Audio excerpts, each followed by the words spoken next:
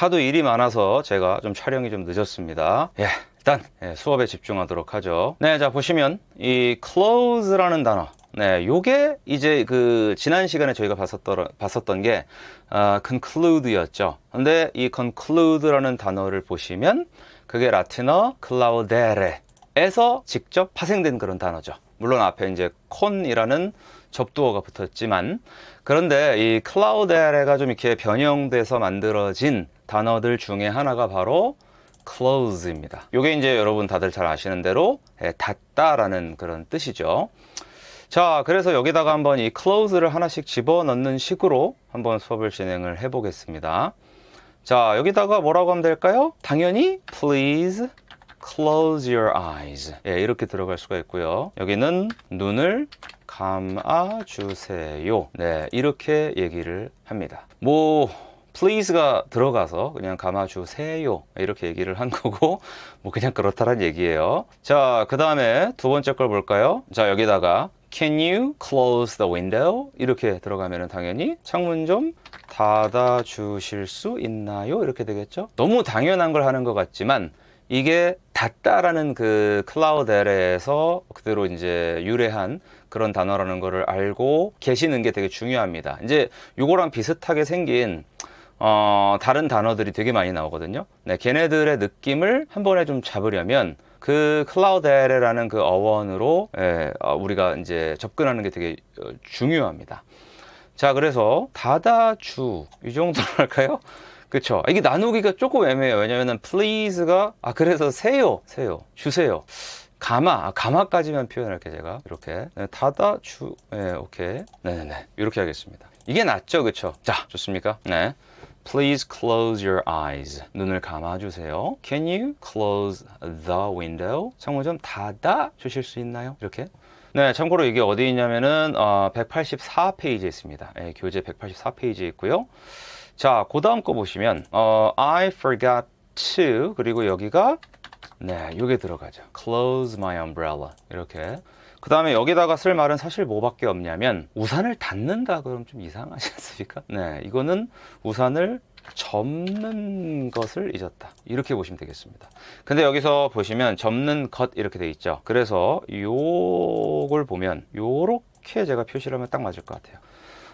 to close, 이게 이제 접는 것, 접기 이렇게 됩니다. 그러니까 이 to가 앞에 붙으면, 동사 앞에 붙으면 그게 명사나 형용사 또는 부사처럼 쓰일 수 있다라고 제가 저번에 말씀드렸죠. 여기서는 접는 것, 접기 이런 식으로 명사처럼 쓰인 겁니다. 그래서 forgot to close 이렇게. 보통 우리가 이제 forget이라는 동사 뒤에다가 to 이렇게 많이 온다 이런 식으로도 많이 외우는데 사실 아주 정확한 얘기는 아니고 약간 이런 겁니다. forget 하고 뒤에 to가 나왔어요. 왜냐하면 이게 잊어버린다라는 거는 보통은 두 가지가 있어요. 그 전에 내가 한 걸 지금 현재 잊어버리고 있는 상태일 수도 있고, 앞으로 내가 할 무언가를 잊어버릴 수도 있습니다. 그러니까 예를 들면 이런 거예요. 봐봐요. 자, forget 뒤에다가 closing 이란 말을 붙여보고 forget to close 라고 한번 써볼게요.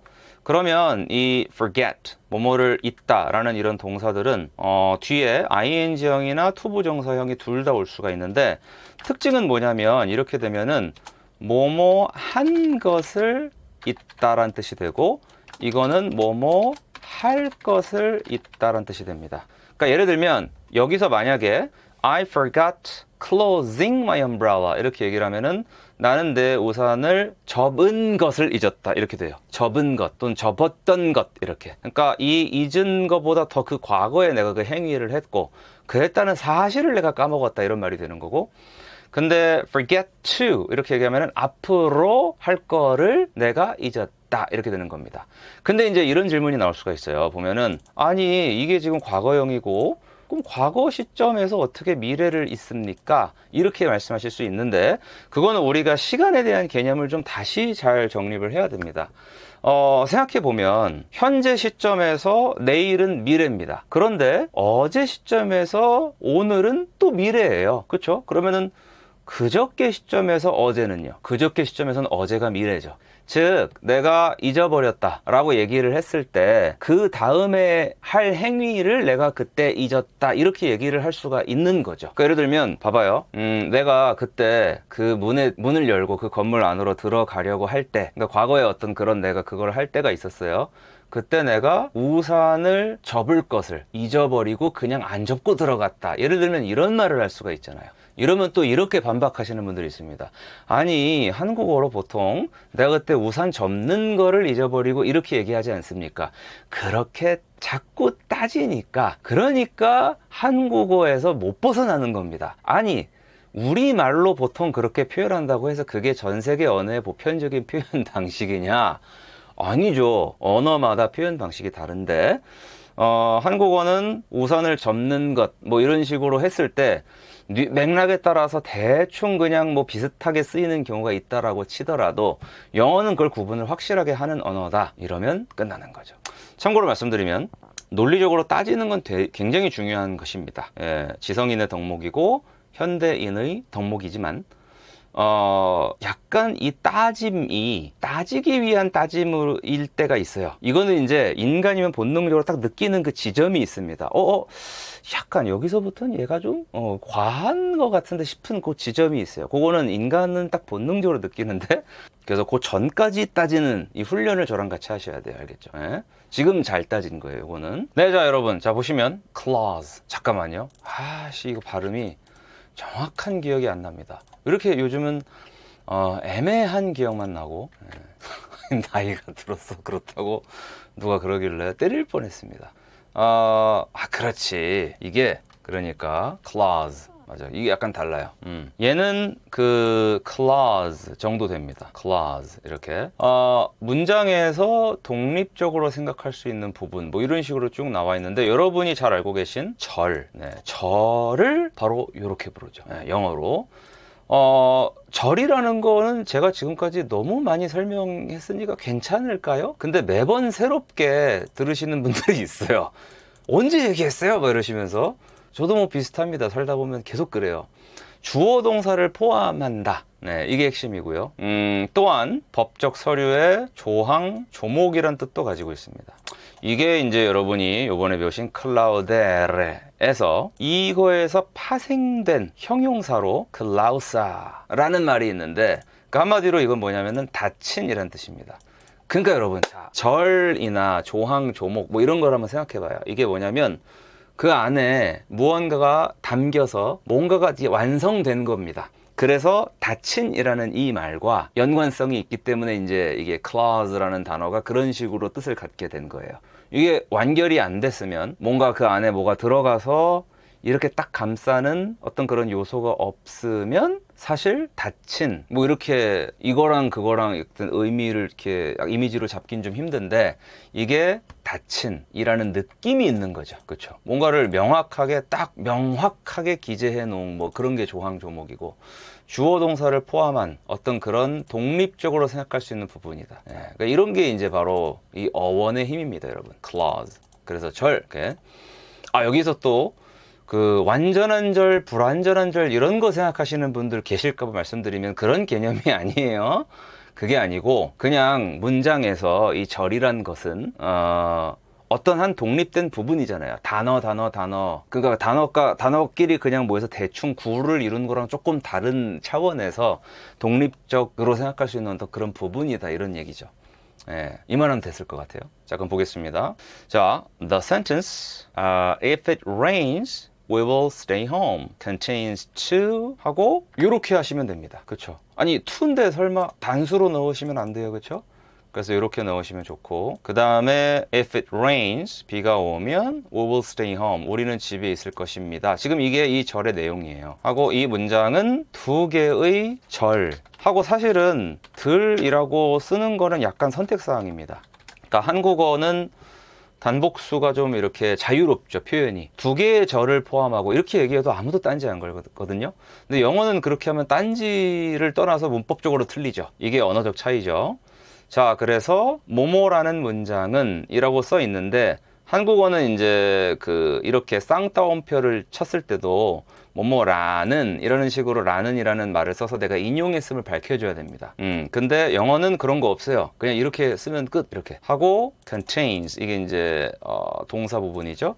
저게 이제 뭐뭐를 포함하고 있다 하고 두 개의 절들을 이라고 해서 얘가 이렇게 나왔습니다. 오케이, 좋아요. 자, 그 밑에 거 보겠습니다. 자, the contract has a 하고 오늘의 단어가 이거니까 당연히 이게 들어가겠죠.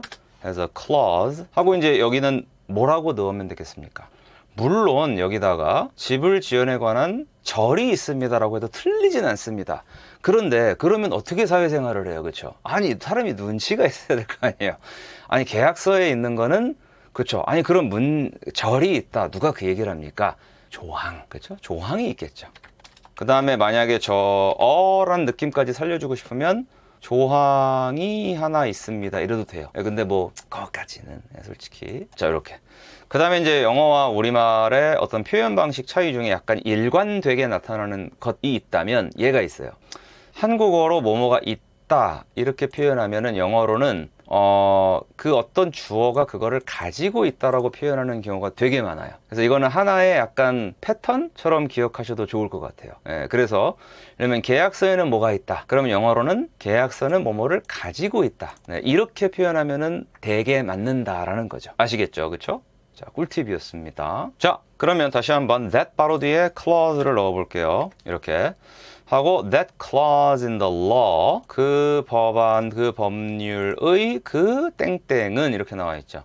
그럼 아마 여기는 조항은 이렇게 들어가면 될 것 같아요. 하고 이제 그 법률의라고 나와 있는데 이거를 물론 영어로 만들 때 the laws 이렇게 써도 됩니다. 근데 이제 여기선 그렇게 쓰지 아니하고 in the law 이렇게 들어갔죠. 그러니까 이런 것도 나중에 영작을 하실 때 많이 도움이 될 테니까 이렇게 자주 봐두는 것 자체로 학습이 됩니다. 사람은.